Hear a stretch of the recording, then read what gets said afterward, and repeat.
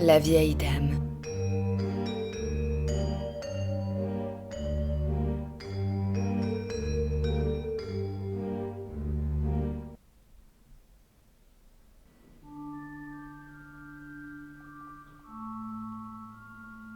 Tous les soirs d'Halloween, je les passe avec mes voisins.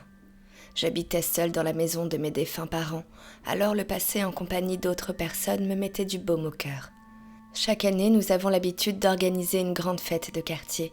La coutume de notre voisinage était de décorer notre pâté de maison avec des guirlandes, des citrouilles de tous les côtés et des statues de monstres et d'araignées géantes. Notre quartier était connu pour ses magnifiques décorations automnales. Il était la destination à ne pas louper pour Halloween, ressemblant à un parc à thème tant le résultat final était éblouissant. Beaucoup de touristes venaient admirer nos décorations. Et le soir d'Halloween, quand les enfants venaient sonner à nos portes, nous nous prêtions au jeu en les accueillant avec une scène de théâtre ou simplement un déguisement haut en couleurs. Nous aimions jouer des personnages farfelus pour les divertir et ils repartaient toujours avec le sourire. Mais ce soir-là était un peu particulier. J'avais reçu la visite d'une vieille dame portant un sac tricoté de laine rouge entre ses mains. Elle m'a demandé « Des bonbons ou un sort ?» La situation me prêtait à sourire. Il n'était pas habituel qu'une vieille dame réclame des confiseries à ma porte. Sans réfléchir, je lui en ai tendu une poignée. Elle était très heureuse de ce geste. Curieuse, je lui ai demandé pourquoi elle faisait la tournée des maisons toute seule.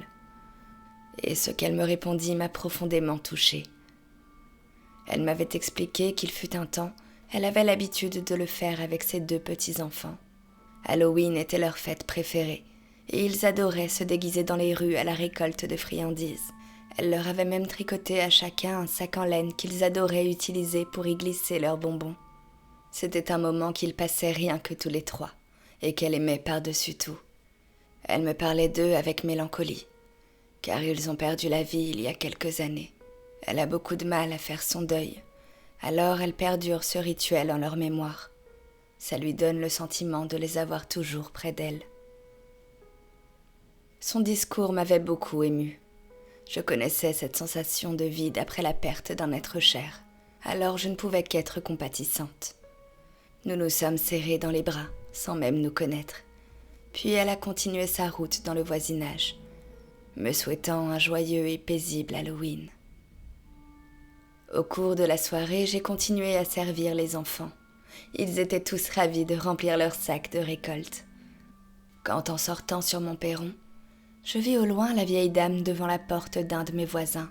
Ils avaient l'air de se chamailler. J'essayais de comprendre ce qu'il se passait, jusqu'à ce que mon voisin lui claque la porte au nez.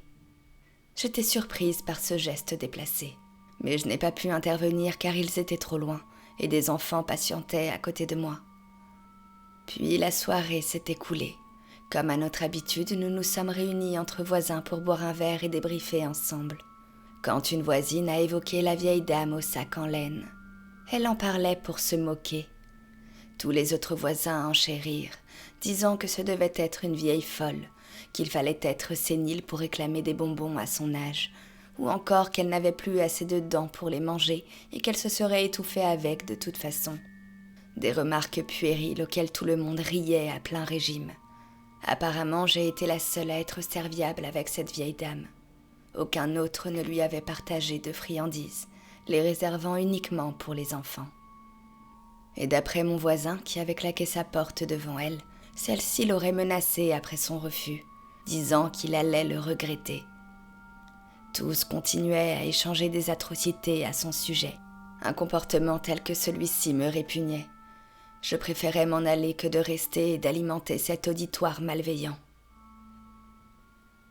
Au lendemain matin, je suis sortie sur mon perron pour commencer à retirer les décorations. Et ce que j'ai vu au loin m'a intriguée. Sur l'îlot central du pâté de maison, il y avait de nouvelles décorations. D'épaisses guirlandes dans les arbres et des épouvantails qui n'étaient pas là la veille. Je ne me rappelais pas avoir vu mes voisins les installer. Il y avait également un écriteau, mais à ma distance, je n'arrivais pas à distinguer ce qui était écrit dessus. Alors je suis descendue dans la rue pour constater de plus près.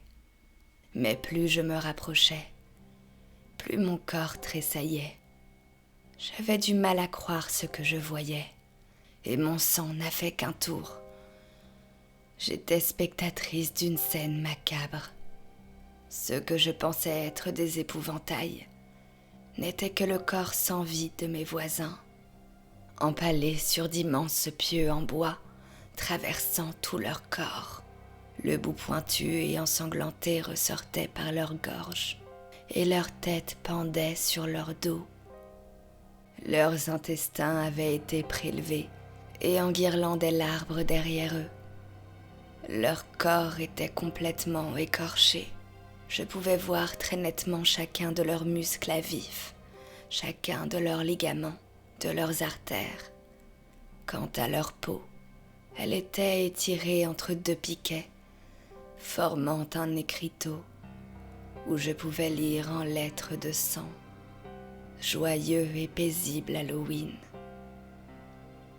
J'étais complètement hallucinée devant ce spectacle morbide, et je crus apercevoir au loin 2 silhouettes fantomatiques d'enfants portant un sac en laine entre leurs mains.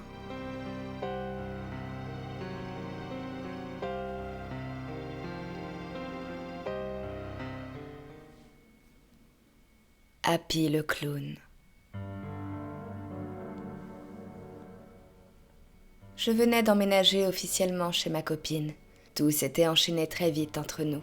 On ne se connaissait que depuis quelques mois, mais j'avais l'impression de la connaître depuis toujours. Ma copine a toujours eu une passion pour les clowns en porcelaine. Elle les collectionne depuis son enfance et les expose dans une vitrine.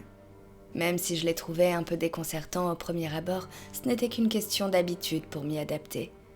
Mais il y avait un clown en particulier qui me faisait froid dans le dos. Il était différent des autres, plus angoissant. Il s'appelait Happy. Il était fin avec des cheveux roux et bourriffés, vêtu d'un pantalon bleu et d'un haut vert orné de pompons jaunes. Ce clown était posé sur la commode du salon. J'ai remarqué que ma femme avait un comportement étrange avec lui. Je l'ai surpris plusieurs fois en train de lui parler. Alors je lui ai dit de faire attention, qu'une légende urbaine raconte que lorsque l'on parle à un objet inanimé, celui-ci pourrait prendre vie. Mais elle prit ça à la rigolade. J'ai laissé passer. Mais je sentais une atmosphère pesante à chaque fois que je passais près de Happy. J'avais l'impression qu'il me suivait du regard. Lorsque j'en ai touché un mot à ma femme, elle a tenté de me rassurer, disant que ce n'était que mon imagination. Mais il me donnait des frissons. Happy commençait à être dans toutes mes pensées. La nuit, je rêvais tout le temps de ce clown. J'étais en pleine paralysie, allongée dans mon lit quand lui était assis sur mon ventre, poussant un rire sinistre. Ça paraissait tellement réel. Et systématiquement, je me réveillais avec des sueurs froides, et lui n'était plus là. Un soir, je me suis réveillée au milieu de la nuit à cause de ce même rêve. Mais cette fois, j'avais trouvé un pompon jaune posé sur moi. Comment avait-il pu arriver là? Je suis alors sortie doucement du lit pour ne pas réveiller ma femme, me rendant au salon pour m'assurer que Happy n'avait pas bougé. Et il était bien là, à sa place sur la commode. Sur son vêtement, il manquait un pompon, celui que j'avais retrouvé sur moi à mon réveil. J'ai décidé d'en parler à ma compagne le lendemain. Celle-ci m'assurait qu'elle n'avait rien fait. Elle pensait même que je lui faisais une blague. Elle m'a dit qu'elle avait Happy depuis son enfance et qu'elle n'a jamais eu de problème avec lui. Elle lui a toujours parlé et pourtant rien d'étrange ne se produisait. Elle conclut par le fait que je devenais parano et qu'elle ne lui parlerait plus en ma présence pour me rassurer. Selon moi, Happy était réellement vivant. Peut-être qu'il s'était habitué à vivre seul avec ma femme et que maintenant que je suis là, il veut se débarrasser de moi. Ça paraissait gros. Peut-être que je devenais vraiment parano. Happy me faisait peur. La nuit suivante, j'ai refait ce cauchemar avec Happy sur mon ventre. Il riait encore plus fort. Cette fois, il a approché son visage du mien. Je pouvais voir ses yeux de verre briller d'une lueur de haine. Il arracha une mèche de ses cheveux et la posa sur ma tête. Le lendemain, au réveil, mon premier réflexe était de me rendre au salon, m'assurer qu'il était toujours sur la commode. Il y était, mais il avait changé. Ses cheveux étaient devenus noirs, comme les miens. Je ne pouvais pas halluciner, ou alors j'étais encore en train de rêver. Je suis allée dans la salle de bain pour me rafraîchir quand j'ai vu mon reflet dans le miroir. Mes cheveux étaient devenus roux, comme ceux de Happy. Je refusais d'y croire. Paniquée, j'ai couru en parler à ma femme. Celle-ci s'est mise à rire en me voyant, me disant que j'allais beaucoup trop loin dans ma blague. J'avais beau lui assurer que je n'y étais pour rien, elle refusait de me croire. C'était invraisemblable. Lorsque je remettais la faute sur Happy, elle disait que j'étais en plein délire. Et quand j'ai évoqué le fait de nous débarrasser de ce clown, elle s'est mise en colère. Nous ne pouvions pas communiquer. Alors nous sommes entrés en conflit ce jour-là. Le soir, nous avons fait chambre à part. Je me suis couchée sur le canapé du salon, juste en face de Happy. Je refusais de fermer l'œil, me forçant à rester éveillée. Mais à bout de force, la fatigue a pris le dessus. Et j'ai encore fait ce rêve. Happy assis sur mon ventre, d'un rire cynique s'est approché de mon visage, frottant son nez rouge contre le mien. À mon réveil, mon regard s'est porté instinctivement sur le clown, et je fus horrifiée de voir à quel point il me ressemblait. Je me suis empressée d'aller dans la salle de bain pour voir mon reflet dans le miroir. J'avais les cheveux roux, le nez rouge, et le visage maquillé exactement comme celui de Happy. La panique en moi s'intensifiait, essayant de faire partir le maquillage de toutes les façons possibles, mais rien ne fonctionnait, comme s'il était tatoué sur mon visage. J'avais beau frotter à m'en arracher la peau, le maquillage de clown revenait tout le temps. J'étais complètement désaxée, passant la journée sur Internet à chercher des témoignages similaires, mais je ne trouvais rien qui ne puisse m'aider. Ça n'était arrivé à personne d'autre que moi. Alors, en dernier recours, ne sachant quoi faire d'autre, je me suis rendue dans des instituts de soins, hôpitaux et commissariats. Mais personne ne me prenait au sérieux. Ce à quoi je n'avais pas pensé était que nous étions le 31 octobre, soir d'Halloween, et tout le monde était déguisé dans les rues. Je passais juste pour un élément perturbateur, un mauvais farceur. Je suis rentrée chez moi, démunie, coincée dans un corps de clown. Ma femme était sortie fêter Halloween avec ses amis, alors j'étais seule avec Happy. Je le vis assis sur la commode, portant mon visage. Je lui ai hurlé de me le rendre, mais le clown restait immobile. Peut-être étais-je réellement en train de sombrer dans la folie. Épuisée par le stress et la panique, je me suis effondrée sur le canapé, sentant mon corps s'affaiblir, s'évanouir. Pendant mon sommeil, j'ai encore fait ce rêve. Happy, qui me ressemblait comme 2 gouttes d'eau, était posé sur moi. D'un rire glacial, il s'approcha du creux de mon oreille et me remercia en chuchotant. Depuis cette nuit-là, ma vie a complètement basculé. Le lendemain matin, je me suis réveillée entièrement pétrifiée, assise sur la commode du salon. Je voyais tout ce qui se passait autour de moi, mais il m'était impossible d'interagir. J'étais paralysée. Je vis ma femme entrer dans le salon, accompagnée de Happy. Il était toujours ce clown terrifiant, mais avait une taille humaine. Ma femme ne semblait pas surprise par son aspect. J'essayais de lui hurler de m'aider, lui dire que j'étais enfermée dans la poupée, mais je ne pouvais rien faire à part regarder ma femme serrer le clown dans ses bras. Et je l'entendis lui murmurer. « Tu vois, Happy, on a réussi. Maintenant, nous sommes enfin réunis. »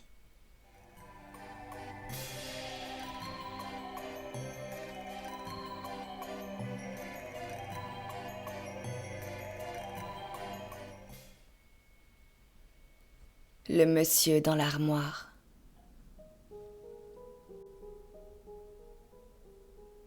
Le soir d'Halloween, je le passe à faire du babysitting pour une famille.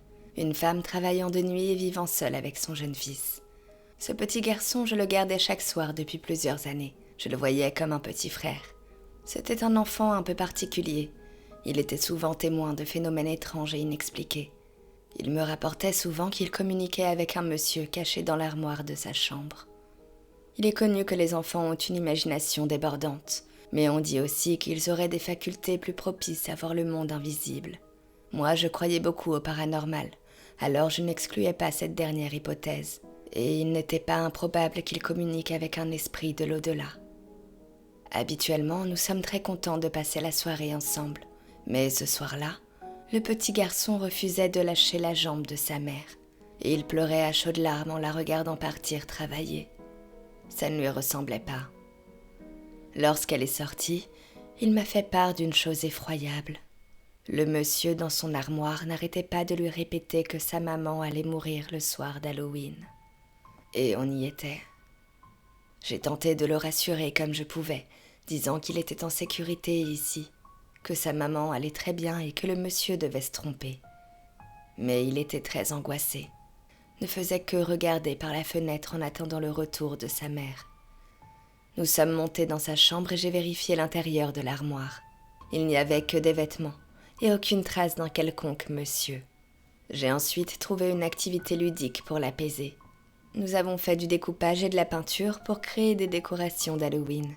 Il avait également fait un dessin très mignon de sa maison, avec sa mère et moi à ses côtés, nous tenant la main tous les trois. Il avait réussi à se détendre. Puis la soirée est passée. Il était fatigué.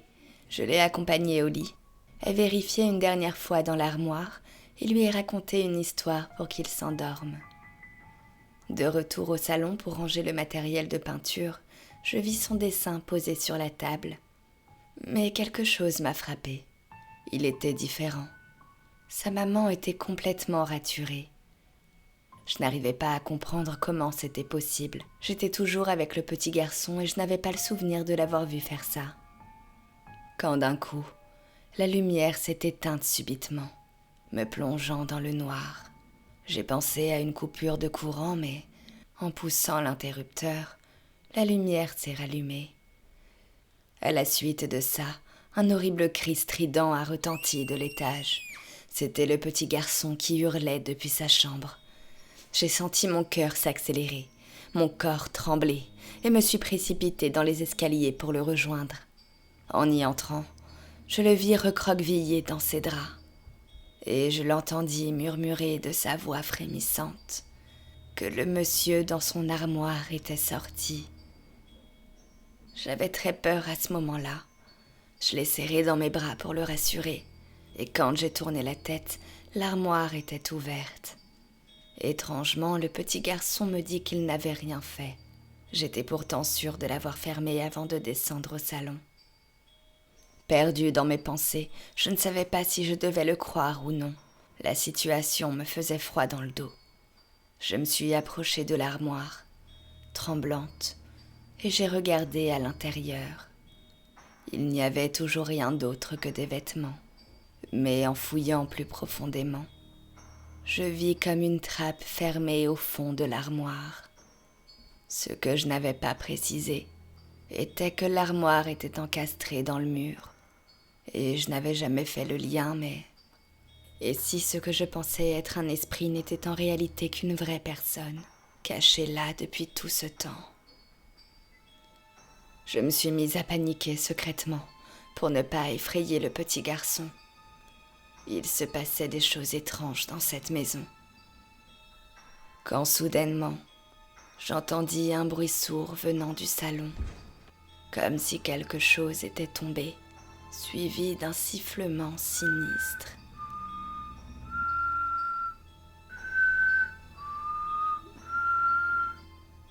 Le petit garçon me dit que c'était lui, qu'il sifflait toujours de la même manière. Je ne savais plus quoi faire. Il fallait que je mette le petit en sécurité. Je suis sortie discrètement de la chambre pour trouver un échappatoire, Le petit garçon était agrippé à ma jambe. Il y avait quelqu'un en bas. Nous étions coincés à l'étage, sans possibilité de fuir ni de contacter les forces de l'ordre. Mon téléphone était au salon, et il était trop risqué que j'y descende. L'individu pouvait être dangereux. J'entendis des bruits de pas faisant craquer le parquet. J'étais terrifiée. Nous devions trouver une autre cachette. Alors, nous sommes entrés discrètement dans la chambre d'amis en face de l'escalier. Elle était grande, et il y avait un placard rempli de draps. Je pouvais les nouer ensemble pour les passer par la fenêtre. Le petit garçon s'était glissé sous le lit. J'entendis les pas se rapprocher, et les sifflements s'intensifier. Il était juste derrière la porte. Quand je vis la poignée se baisser, je n'ai pas eu d'autre choix que de trouver une arme de défense, assez lourde pour assommer. Et dès que la porte s'est ouverte, j'ai bondi au-devant, le cognant de mon arme de toutes mes forces. Je le vis dévaler les escaliers et se briser la nuque sur la dernière marche. Il était inerte sur le plancher. Sans attendre, j'ai empoigné le petit garçon par le bras pour m'enfuir avec lui. J'ai allumé la lumière pour y voir plus clair, mais ce que je vis m'a glacé le sang. J'étais sidérée en constatant que la silhouette inerte sur le sol était la mère du petit garçon. Le cou complètement tordu, elle ne respirait plus. Le petit garçon ne l'avait pas encore vue, mais je venais de briser sa vie. Depuis ce soir-là, je vis nuit et jour avec ce traumatisme. Et il y avait bien une trappe derrière l'armoire. À l'intérieur, les autorités ont retrouvé des ossements datant de plusieurs siècles. Selon eux, personne n'était logé dedans. Alors, d'où venaient ces sifflements qui me hantent encore jusqu'à présent ?